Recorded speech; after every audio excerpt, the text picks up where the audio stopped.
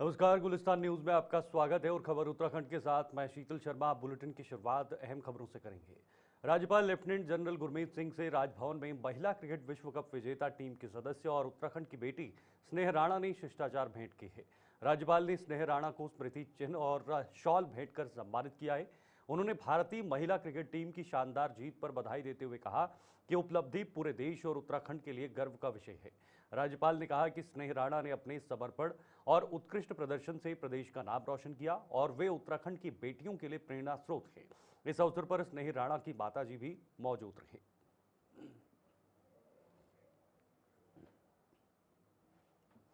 देहरादून में 28वें all India forest sports meet का शुभारंभ मुख्यमंत्री पुष्कर सिंह धामी ने किया।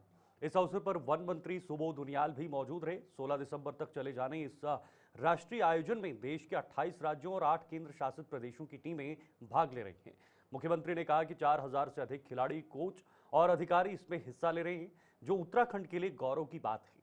वन मंत्री ने कहा कि यह प्रतियोगिता वन कर्मियों के शारीरिक और मानसिक स्वास्थ्य को सशक्त बनाने और पर्यावरण संरक्षण में उनकी दक्षता बढ़ाने की दिशा में एक सकारात्मक पहल है। शानदार आयोजन है।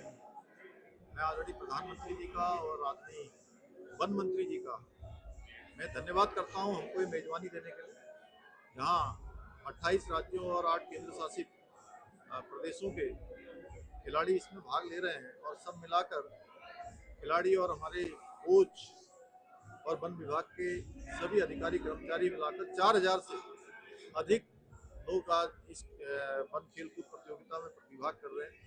मैं सभी का देवभूमि उत्तराखंड में सबका स्वागत करता हूं और निश्चित रूप से इस प्रकार के आयोजनों से हमारे राज्य की भी खेल प्रतिभाओं को और आगे आने का अवसर मिलेगा, उनको भी प्रोत्साहन मिलेगा और शानदार अपनी फिटनेस भी बनाएंगे। प्रधानमंत्री जी के खेलो इंडिया, फिट इंडिया जैसे मूवमेंटों को निश्चित रूप से इससे एक ताकत मिलती है, आगे बढ़ने की सबको प्रेरणा मिलती है। हम खेलों के क्षेत्र में बहुत काम कर रहे हैं। जैसे इस वर्ष राष्ट्रीय खेलों का आयोजन हमारे राज्य के अंदर शानदार तरीके से संपन्न हुआ, इसमें हमारे खिलाड़ियों ने राज्य के बहुत शानदार प्रदर्शन किया और 103 पदक जीतकर तालिका में भी 7वां स्थान प्राप्त किया, जो हमारे राज्य के बहुत खिलाड़ियों के लिए गौरव का क्षण है, राज्यवासियों के लिए।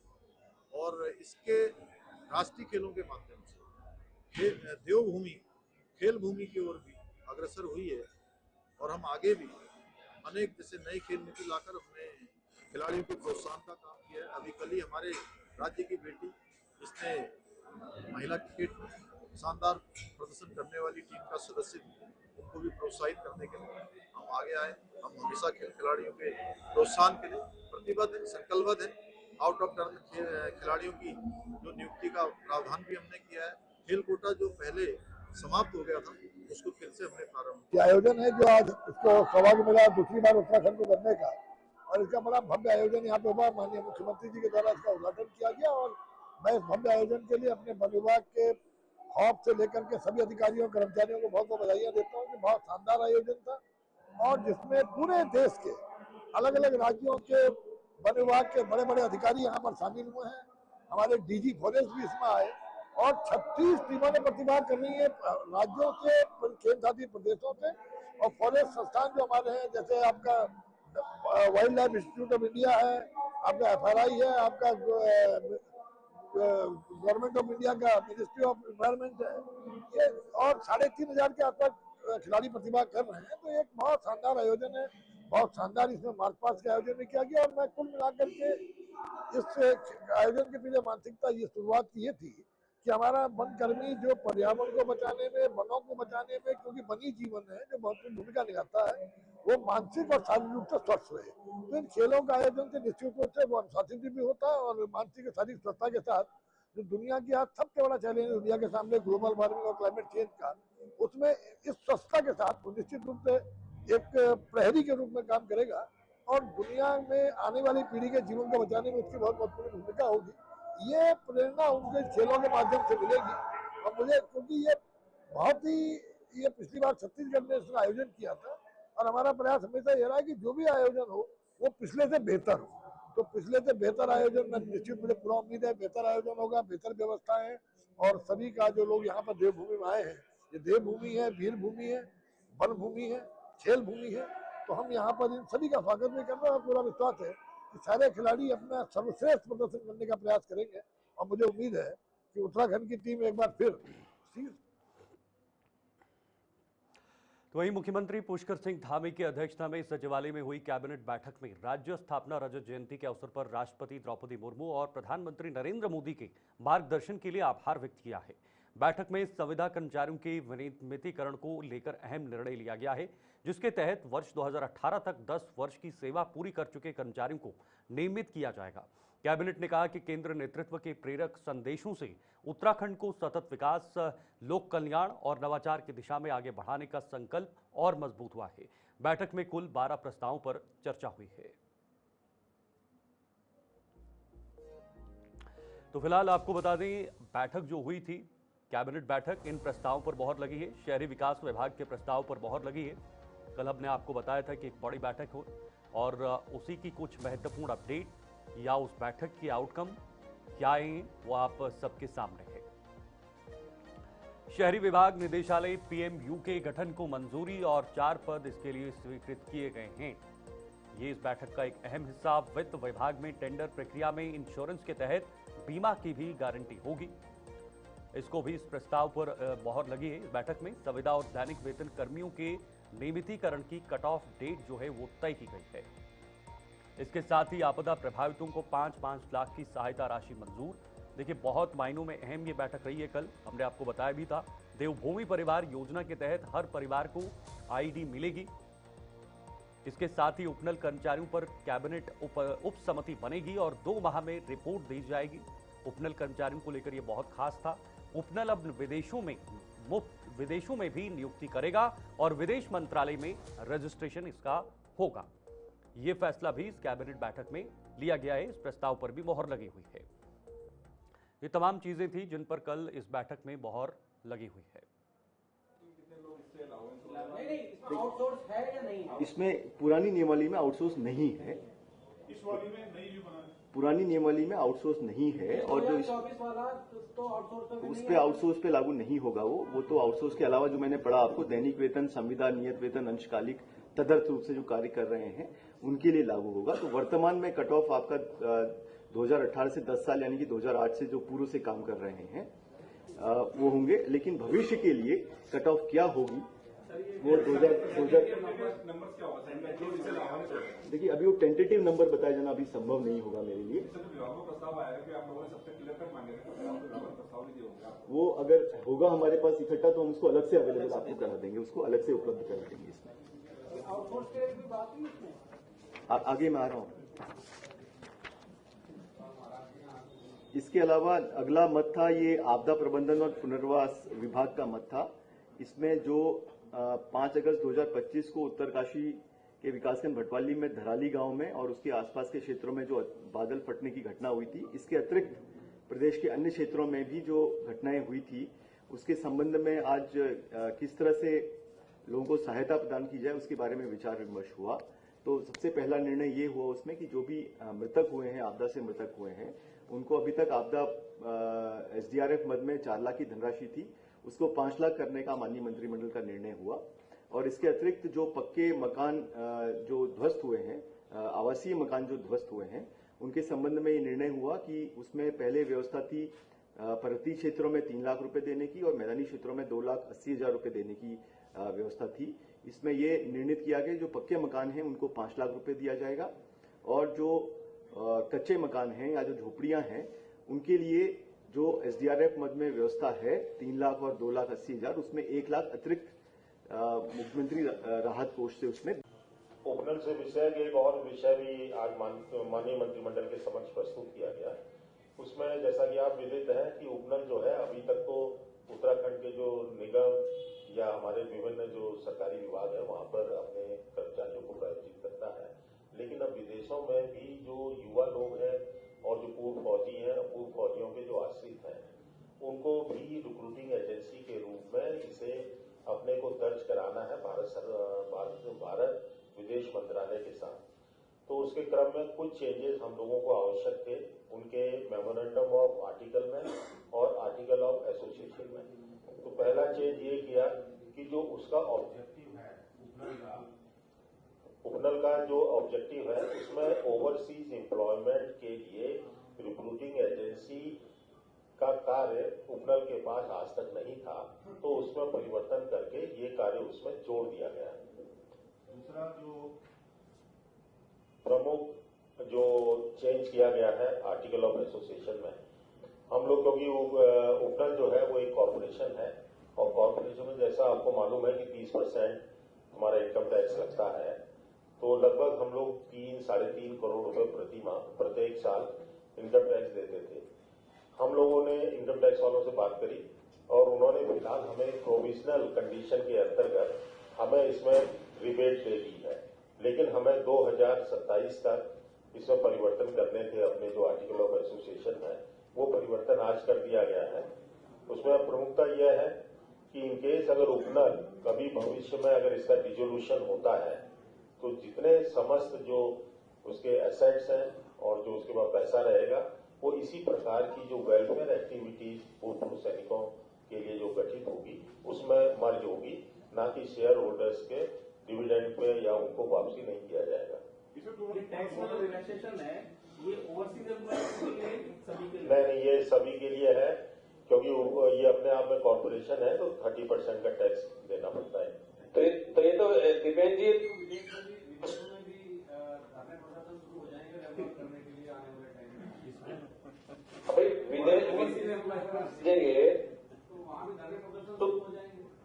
नहीं, वो सिर्फ उपनल में देखिए जब विदेशों से मांग आएगी ना तो वो एक जैसे शेफ की मांग है, वेंडर्स की मांग है, फिटर की मांग है, रिसेप्शनिस्ट की मांग है, वो पर्टिकुलर या नर्सेज वगैरह की मांग है, तो उस तरीके के जो हमारे पास उत्तराखंड डोमिसाइल के भले वो सिविल नागरिक हो चाहे पूर्व फौजी हो या पूर्व फौजियों के आश्रित हो, उनका जो रजिस्ट्रेशन होगा उन्हीं में से जो पात्रता रखते हो उन्हीं को हम लोग।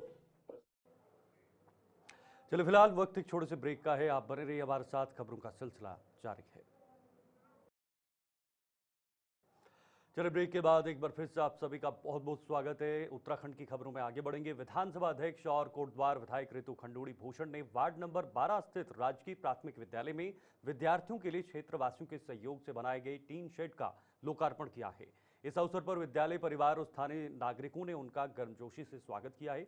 अध्यक्ष ने कहा कि क्षेत्रवासियों की भागीदारी से विद्यालयों में हो रहे ऐसे कार्य समाज में शिक्षा के प्रति सम्मान और जागरूकता का प्रतीक है। उन्होंने बच्चों को अध्ययन से जुड़े रहने की प्रेरणा दी है और स्वर्गीय सीडीएस जनरल विपिन रावत के नाम पर संचालित पुस्तकालय को विद्यार्थियों के लिए प्रेरणा स्रोत बताया है।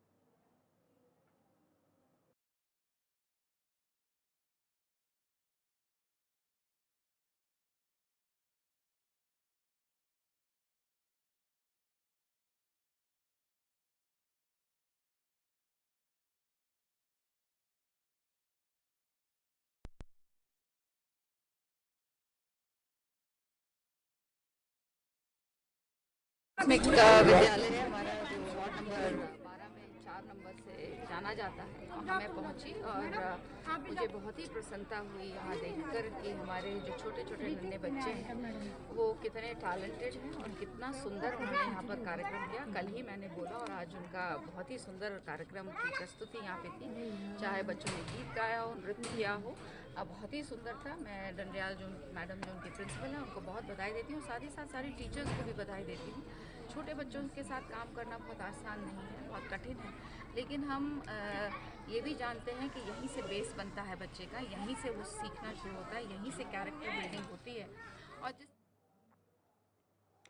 तो इधर कांग्रेस नेता गणेश गोदयाल को एक बार फिर उत्तराखंड कांग्रेस का प्रदेश अध्यक्ष नियुक्त किया गया है। पौड़ी जिले के बहेड़ी गांव के मूल निवासी गणेश गोदयाल का राजनीतिक सफर संघर्ष और समर्पण से भरा रहा है। बचपन में गाय पालने और मुंबई में सब्जी फल की दुकान लगाने से लेकर उत्तराखंड लौटने तक का उनका सफर प्रेरणादायी रहा है। 2021 में प्रदेश अध्यक्ष बनने के बाद 2022 में चुनाव हारने पर पद से हटाए गए गोदयाल को अब दोबारा जिम्मेदारी मिली है।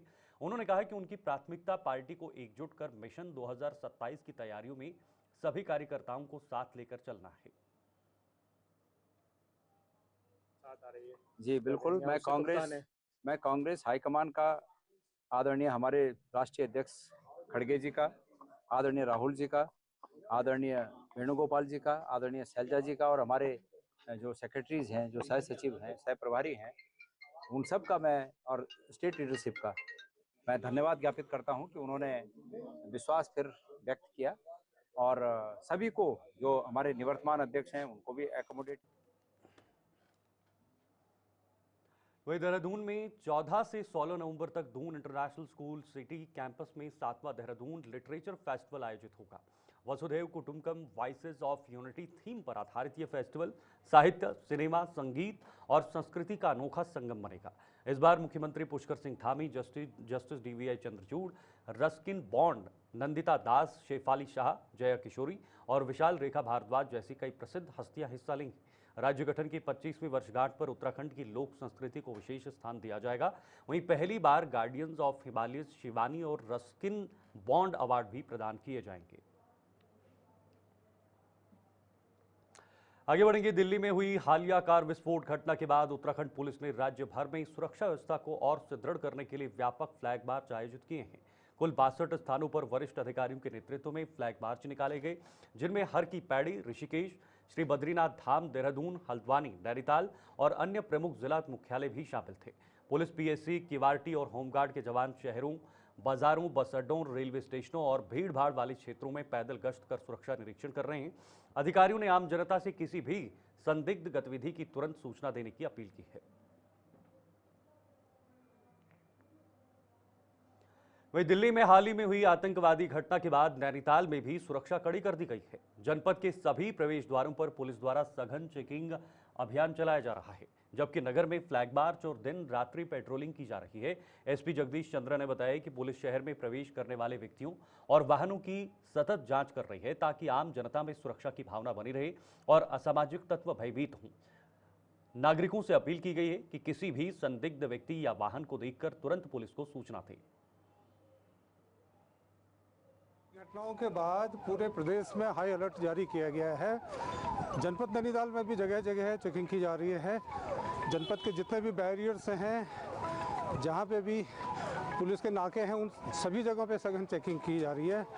आज जनपद में 5 जगह पे फ्लैग मार्च किया जा रहा है। ये फ्लैग मार्च इसलिए किया जा रहा है कि जनता में ये संदेश देने के लिए कि पर्याप्त संख्या में पुलिस बल है, सतर्क है और आपकी सुरक्षा के लिए लगातार मुस्तैद है। हम इस फ्लैग मार्च के द्वारा जो नैनीताल के निवासियों को ये संदेश देना चाहते हैं, कृपया सजग रहें, सतर्क रहें, पुलिस की मदद लें। चलिए तो आगे बढ़ेंगे। टिहरी विधायक किशोर उपाध्याय ने नई टिहरी में मीडिया से बातचीत में कहा कि इंडिया में मेडिकल कॉलेज, जिला अस्पताल में क्रिटिकल केयर यूनिट और बांध विस्थापितों की अतिरिक्त भूमि पर शासन स्तर पर कार्रवाई शुरू हो गई है। कोटी से नई टिहरी और कैंथोली से बधनी तक रोपवे का प्रस्ताव केंद्र सरकार को भेजा गया है। आंतरिक सड़कों को जल्द हॉट मिक्स किया जाएगा। मेडिकल कॉलेज के लिए 850 करोड़ की धनराशि जुटाई जाएगी। नर्सिंग कॉलेज में पीजी के 10 सीटें बढ़ाने, एसआरटी परिसर को स्वायत्त संस्था बनाने और रानी चौरी वानिकी महाविद्यालय को विवि बनाने पर भी चर्चा हुई है। अतिरिक्त पैसे की आवश्यकता थी, नहीं तो पैसा वापस भेज दिया था ये भाग्यानों ने यहाँ से। तो उसके लिए जो अतिरिक्त पैसे की आवश्यकता होगी वो राज्य सरकार जो है उसमें अपना योगदान देगी। वैसे जो हमारा रानी चौरी वाला जो फॉरेस्ट्री का जो विश्वविद्यालय का मसला है, उसका एक्ट बनेगा, विधानसभा में जाएगा, वो पास होगा, अलग से विश्वविद्यालय बनेगा।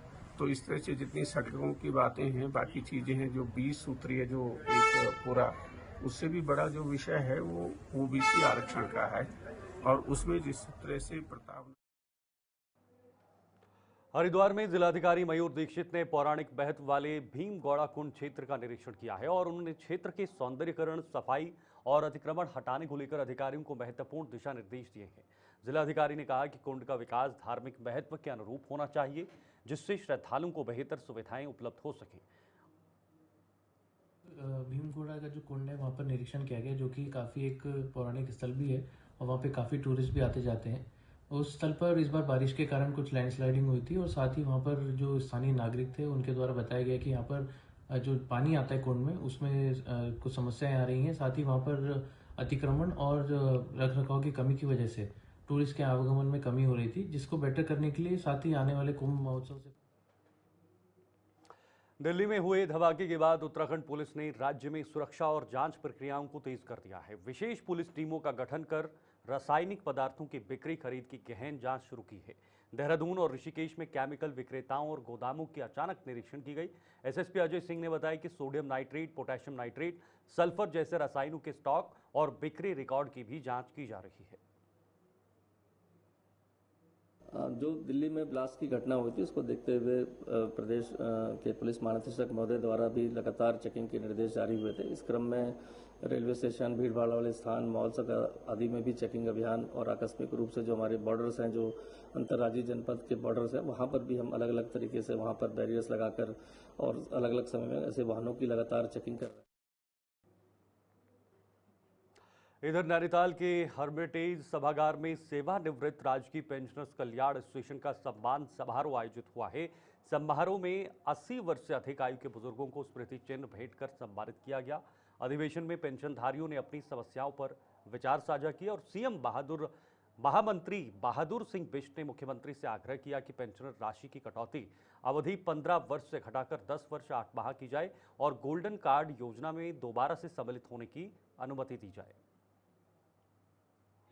ये हमारे पेंशनर एसोसिएशन का एक मोटो रहा है। हर वर्ष हम जो भी हमारे सेवानिवृत्त कर्मचारी 80 वर्ष की आयु प्राप्त कर लेते हैं तो हम उनको अपने संगठन के माध्यम से उनको सम्मानित करते हैं। पर 3 सूत्री एक तरह से हमारा। तो इधर हल्द्वानी के ऊंचा पुल क्षेत्र में रिपोर्टिंग के दौरान पत्रकार दीपक अधिकारी पर कुछ अराजक तत्वों ने हमला कर मारपीट की, जिससे वे घायल हुआ। उन्हें उपचार के लिए कृष्णा हॉस्पिटल में भर्ती कराया गया है। घटना की तहरीर पर पुलिस ने अजीत चौहान और अनिल चौहान नामक 2 आरोपियों के खिलाफ मामला दर्ज कर दोनों को हिरासत में ले लिया है। 11 नवंबर 2025 को श्री दीपक चंद्र अधिकारी, जो कि पेशे से एक पत्रकार हैं, उनके द्वारा एक तहरीर दी गई जिसमें ये लिखा गया है कि उनके द्वारा उनके साथ 2 लोगों ने मारपीट की और जान से मारने की नीयत से। इधर देहरादून पुलिस ने वाहन चोरी की वारदात का 24 घंटे के भीतर खुलासा करते हुए आरोपी सादिक उर्फ घुसपैठिया को चोरी की गई स्प्लेंडर मोटरसाइकिल सहित गिरफ्तार किया है। आरोपी सहारनपुर उत्तर प्रदेश का रहने वाला है और नशे का आदी बताया जा रहा है। उसने 9 नवंबर की रात हर्बर्टपुर स्थित क्लाउड वेडिंग पॉइंट के बाहर से बाइक चोरी की थी। पुलिस ने सीसीटीवी फुटेज और तकनीकी जांच के आधार पर आरोपी को आदर्श विहार आम के बाग से गिरफ्तार किया है।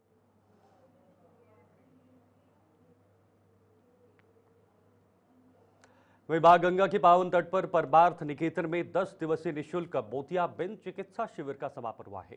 स्वामी चिदानंद सरस्वती जी और साध्वी भगवती सरस्वती जी के सानिध्य में आयोजित इस शिविर में भारत सहित अमेरिका, ऑस्ट्रेलिया, इंग्लैंड और नेपाल के विशेषज्ञ चिकित्सकों ने अपनी सेवाएं दी। 1000 से अधिक रोगियों की जांच और 264 निःशुल्क ऑपरेशन भी किए गए हैं।